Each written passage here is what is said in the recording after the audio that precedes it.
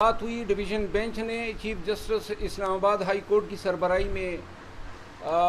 سماعت کی. ہم نے اور خان صاحب کی جو توشہ خانہ میں لیگل ٹیم ہے جس میں خواجہ عارض صاحب ہیں اور آج اپیل میں سردار لطیف کوسہ صاحب بھی تشریف لائے تھے, بابر اعوان صاحب بھی تھے, گزارشات کی اور عدالت سے التجا کی کہ خان صاحب کی جو سینٹنس ہیں وہ 426 ضابطۂ فوجداری کے تحت سسپینڈ کی جائے. عدالت نے جو ہیں باوجود اپنا یہ کارروائی جو ہیں اس میں نوٹس جاری کرنا ضروری سمجھا اور غالباً جہاں تک مجھے یاد ہے 4 دن کے بعد انہوں نے کہا کہ یہ کیس دوبارہ سنا جائے گا.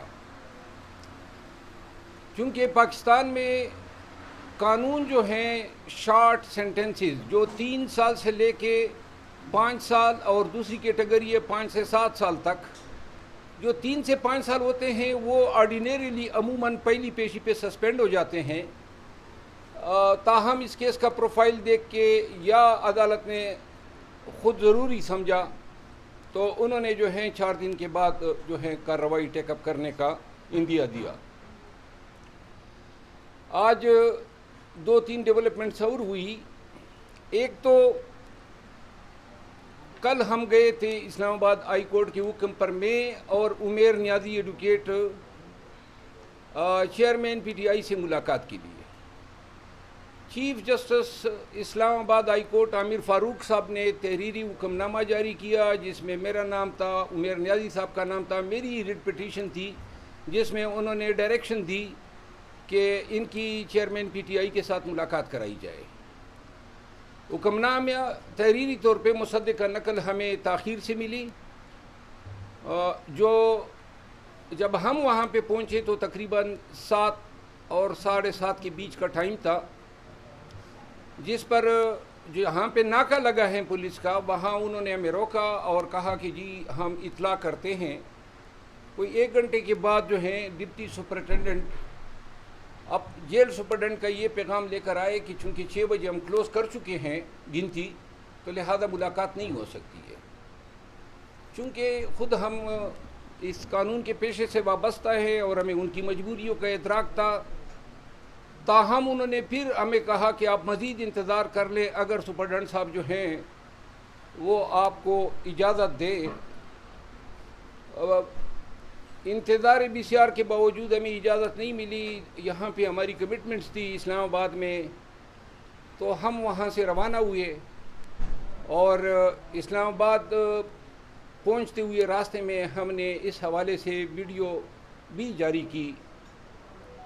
آج صبح چیف جسٹس صاحب کو میں نے انفارم کیا کہ گرچہ آپ کا حکم نامہ چونکہ ہمیں تاخیر سے ملا تھا تو جیل حکام نے یہ بہانہ بنا کے ہمیں ملاقات نہیں دی. جس کے بعد جو ہیں آج چیف جسٹس صاحب نے چیئرمین پی ٹی آئی کی وہ پٹیشن جس میں انہوں نے A-B کلاس کا مطالبہ کیا ہے اور اڈیالہ جیل منتقلی کی استدعا ہے, اپنے معالج, وکلاء, خاتون خانہ, اپنے بہنوں کے ساتھ جو رسائی یا ملاقات کی جو اجازت ہیں اس مقدمے کی سماعت کی. اور ابھی تک تحریری حکم ہمارے سامنے نہیں آیا ہے, لیکن شاید جو ہے عدالت نے قانون کے مطابق ہمیں اجازت دی ہے. جس کے بعد میں شہریار افریدی صاحب کے کیس میں پنڈی ہائی کورٹ گیا, Lahore high court Pindi bench. وہاں میں اس عدالت میں بیٹھا تھا کہ اس دوران مجھے واٹس ایپ آئی اور یہ ایک FIR مجھے موصول ہوئی جو کہ اٹک پولیس نے درج کی ہے ڈپٹی سپرنٹینڈنٹ جیل کے ایما پہ کہ جی وہاں جب ہم گئے تو وہاں ہم نے آتاپائیاں کی, کپڑے پاڑے. بہرحال یہ ایسے ہی FIR ہیں چیئرمین پی ٹی آئی کے خلاف. جس طرح یہ FIR تھی کسی سے تلخ گفتگو تک نہیں ہوئی, نہ ہم عمر کی اس حصے میں ہیں کہ سپاہیوں سے ہم آتاپائیاں کریں اور ہمیں ادراک ہیں ان چیزوں کا. لیکن